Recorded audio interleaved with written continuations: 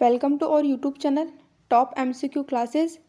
आज की इस वीडियो में हम जनरल साइंस के टॉप 1 लाइनर क्वेश्चंस डिस्कस करेंगे। इसमें हमने उन सभी क्वेश्चंस को इंक्लूड किया है जो किसी भी एग्ज़ाम्स में पूछे जा सकते हैं या जो एग्ज़ाम्स में आ चुके हैं। इसमें आपके जनरल साइंस किसी भी एग्ज़ाम्स में जो जनरल साइंस लगती है उसके लिए वीडियो काफ़ी हेल्पफुल रहेगी। तो हम वीडियो स्टार्ट करते हैं। फर्स्ट है, कोशिका का अध्ययन क्या कहलाता है? तो कोशिका के अध्ययन को साइटोलॉजी कहा जाता है।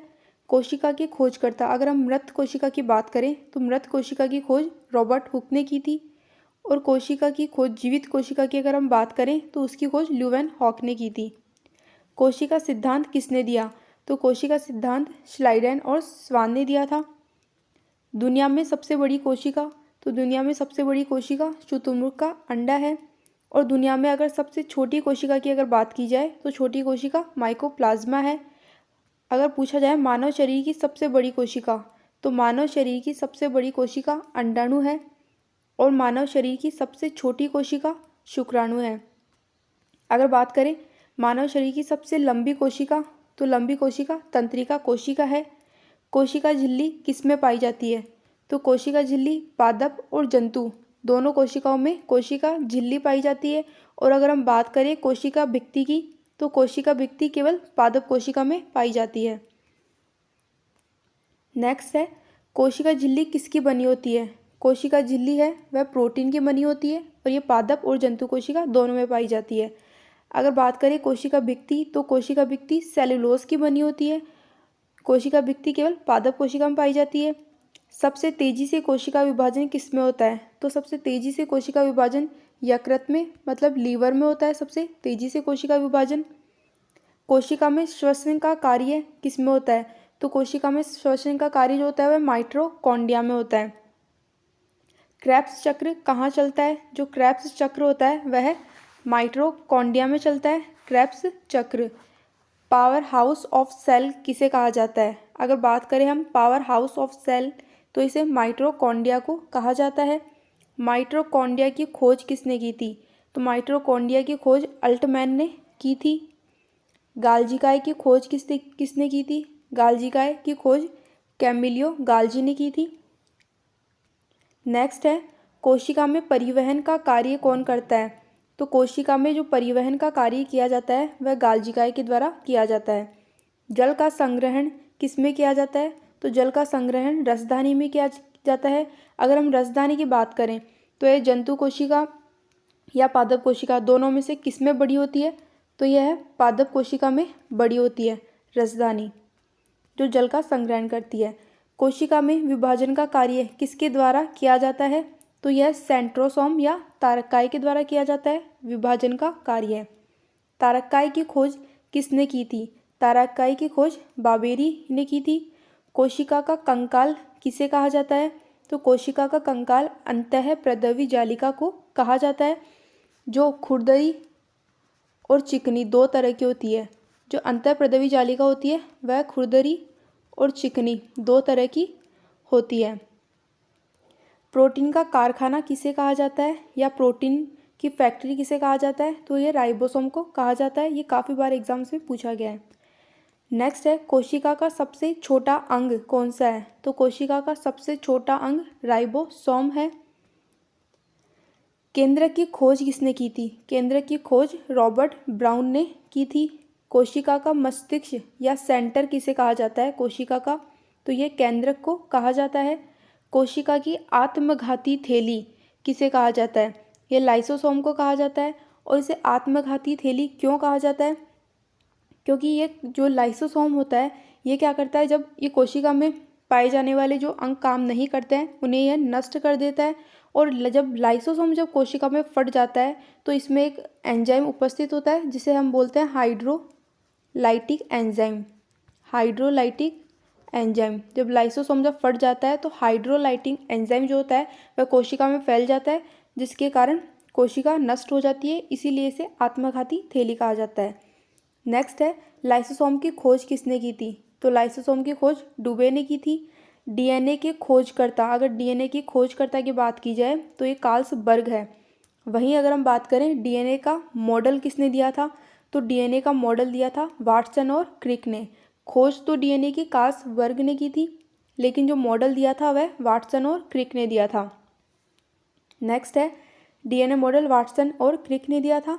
डीएनए में जो बेस पाया जाता है वह नाइट्रोजन बेस पाया जाता है, जिसमें एडेनिन, थाइमिन, ग्वानिन और साइटोसिन ये पाए जाते हैं डीएनए में। और अगर आरएनए की हम बात करें तो आरएनए में एडेनिन, यूरेसिल, ग्वानिन और साइटोसिन पाया जाता है।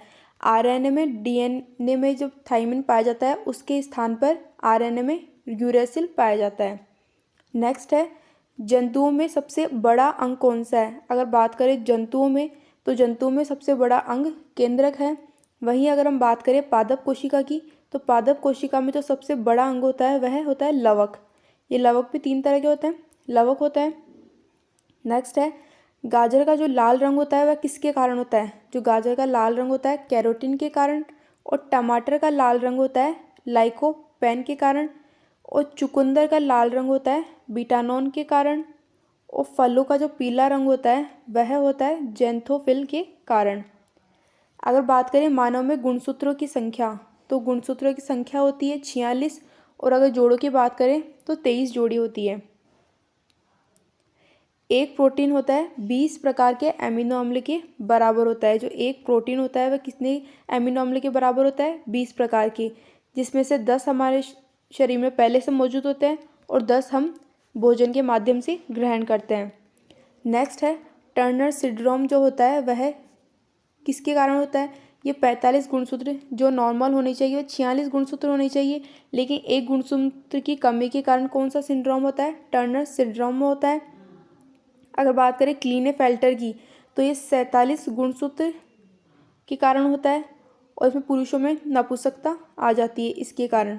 डाउन सिंड्रोम की अगर बात करें तो ये 47 गुणसूत्र के कारण होता है।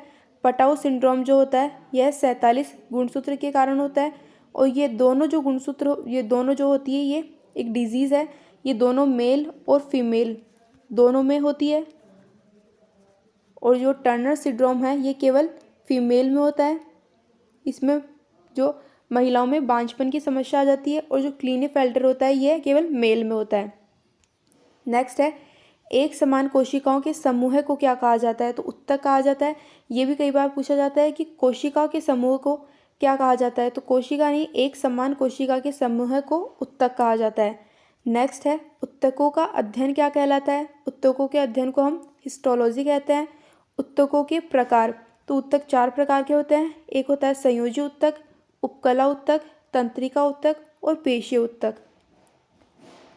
नेक्स्ट है अस्थियों में मजबूती का कारण।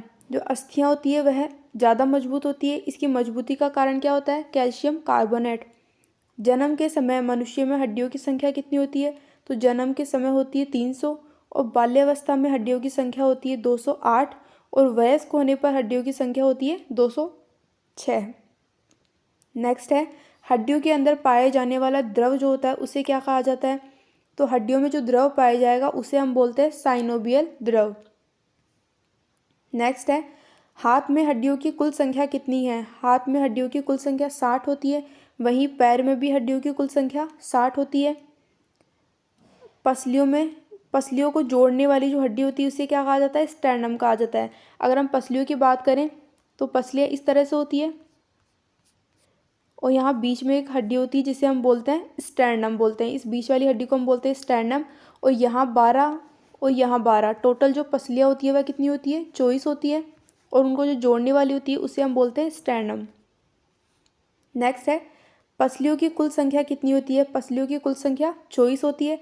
कान में हड्डियों की कुल संख्या, जो कान में जो हड्डियाँ पाई जाती है 3 होती है, MIS, मेलस, इनकस, स्टेपिस, ये पाई जाती है कान में हड्डियाँ, जिसमें सबसे छोटी होती है स्टेपिस।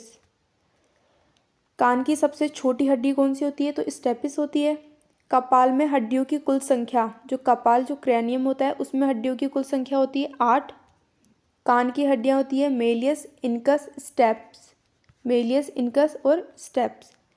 सबसे बड़ी हड्डी, अगर सबसे बड़ी हड्डी की बात की जाए तो वह फीमर होती है जो जांघ में पाई जाती है। सबसे छोटी हड्डी होती है स्टेपिस जो कान में पाई जाती है।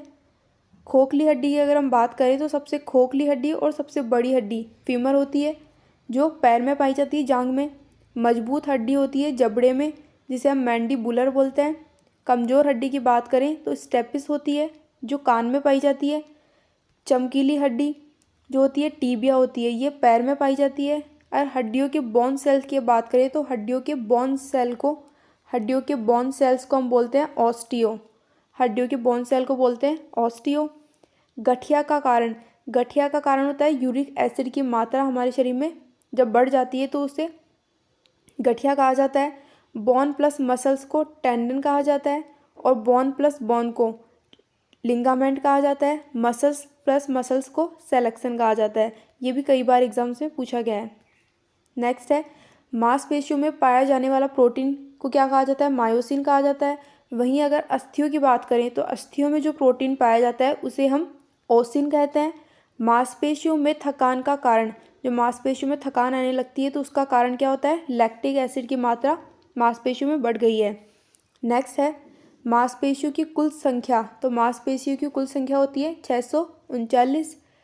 सबसे छोटी मांसपेशी होती है स्टेपिस, जो कान में पाई जाती है। सबसे छोटी हड्डी भी वहीं पाई जाती है, कान में। सबसे बड़ी मांसपेशी होती है मैक्सिमस और सबसे लंबी मांसपेशी होती है सार्टोरियस, जो जांघ में पाई जाती है। सबसे लंबी और सबसे बड़ी दोनों अलग अलग है।